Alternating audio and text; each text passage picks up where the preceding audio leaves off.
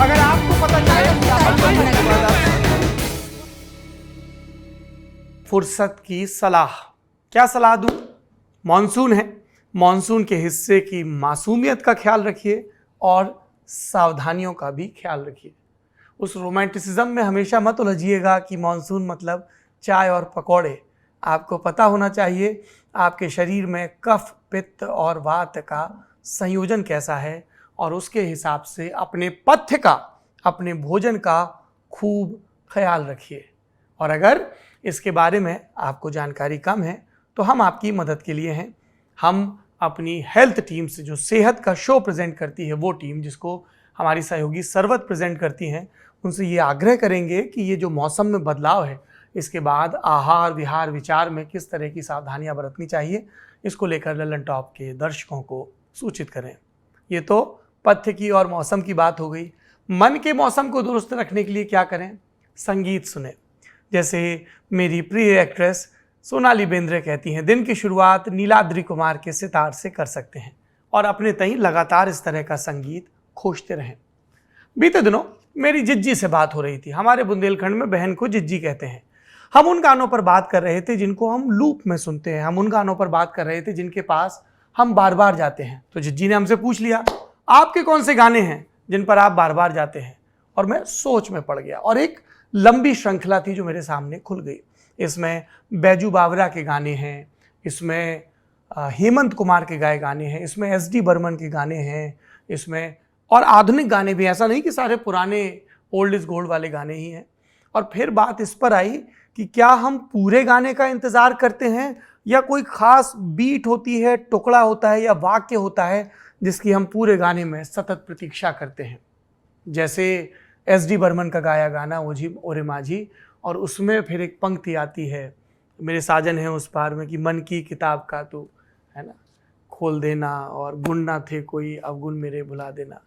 इस तरह के गाने। या फिर बिल्कुल आधुनिक में जब आते हैं, 90s के गानों की बात करते हैं, इस प्यार से मेरी तरफ न देखो प्यार हो जाएगा, इस तरह के गाने। या तो और या बड़े सिंपल लाइन वाले हैं, तुमसा कोई प्यारा कोई मासूम नहीं है, ये चांदनी वगैरह वगैरह। या बिल्कुल आप हमारे दशक में आ जाएं और सोनू निगम का गाया वो कमाल का गीत जो दुर्भाग्य से फिल्म के फाइनल कट में नहीं था, तनु वेड्स मनु रिटर्न्स में, ओ साथी मेरे हाथों में अब तेरे हाथों की गिरह दी ऐसे कि छूटे ये कभी ना। तो इस तरह से बहुत है। हम लोग जब ललन टॉप शुरू किया था तब एक सीरीज़ करते थे, बाद में कॉपीराइट का मसला पड़ गया तो सीरीज़ को बंद करना पड़ा। वो सीरीज़ होती थी पिक्चर वाली पोयम। तो उसमें हम फिल्मी गानों के एक टुकड़े को कविता की तरह पढ़ते थे और फिर आखिरी में खुलता था। और पूरी कोशिश ये रहती थी कि बिल्कुल जब तक म्यूज़िक किक इन ना करे तब तक पता ना चले ज़्यादातर दर्शकों को और श्रोताओं को कि गाना कौन सा है। हम कोशिश करेंगे कि अगर उसका कोई तोड़ निकल सके और पिक्चर वाली पोयम को दोबारा शुरू कर सकें। आप बताइए वो कौन से गीत हैं और उन गीतों की तरफ आप बार बार क्यों लौटते हैं?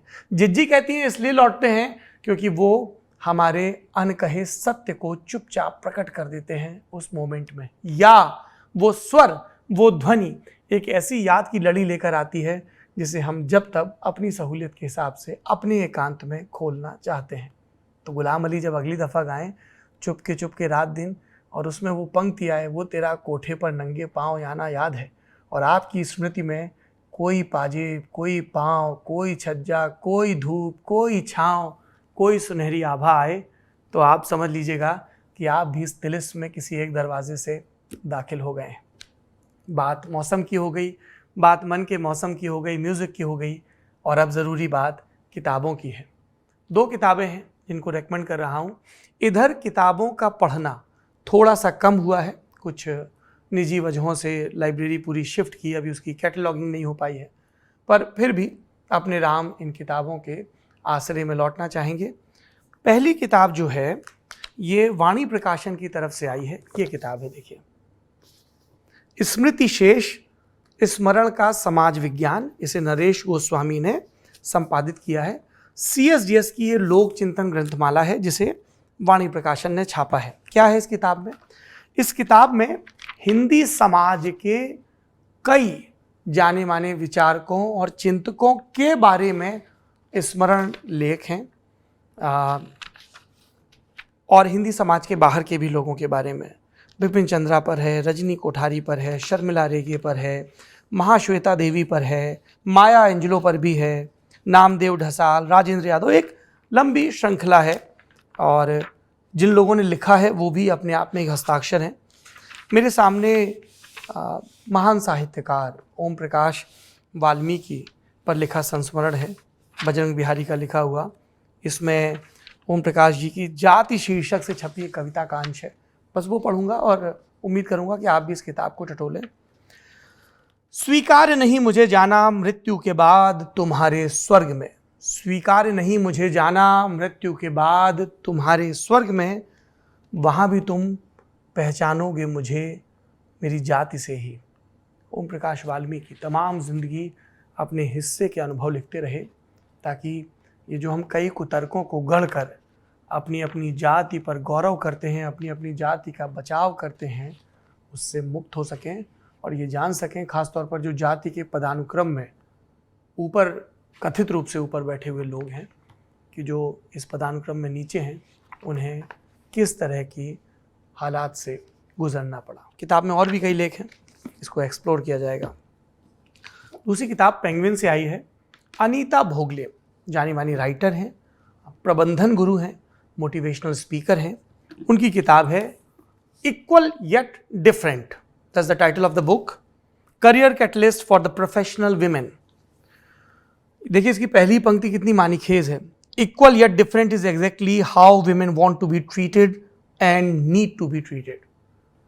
बराबरी भी रखिए और उनके अपने जेंडर के साथ जो उनकी खूबियाँ आती हैं, जो अलग चीज़ें आती हैं, उसका भी ख्याल रखिए। अनीता गोखले ने दुनिया की, देश की तमाम जो सफल महिलाएं हैं उनके साथ बातचीत के आधार पर, women and leaders and expert, इस किताब को लिखा है। तो कई लोग कहेंगे तो क्या सिर्फ इसे लड़कियों को पढ़ना चाहिए? मैं कहूँगा उन सभी को पढ़ना चाहिए जिनका लड़कियों से किसी भी किस्म का संवाद होता है, दफ्तर में, कारोबार में, स्कूल में, कॉलेज में, क्योंकि जब तक हम उनकी दुनिया को बेहतर जानेंगे नहीं, तब तक हम उनके साथ बेहतर तरीके से काम नहीं कर पाएंगे।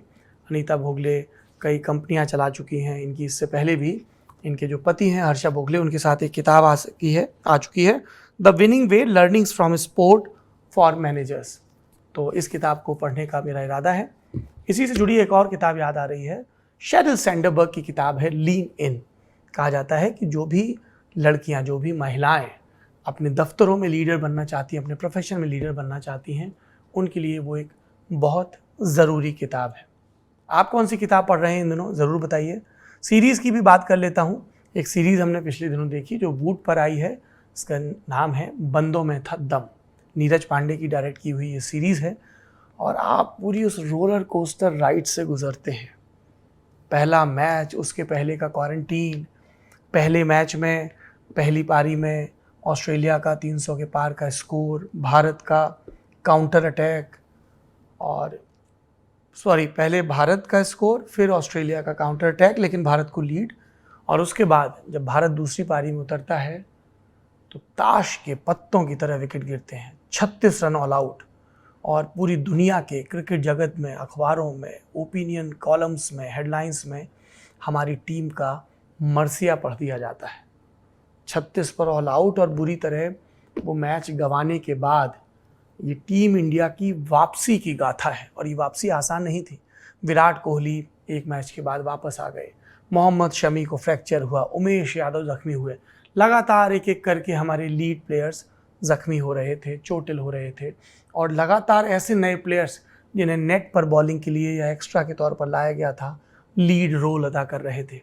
और जैसा एक मशहूर क्रिकेट कॉलमिस्ट ने कहा, हर सीज़न में एक नया चैंपियन सामने आ रहा था।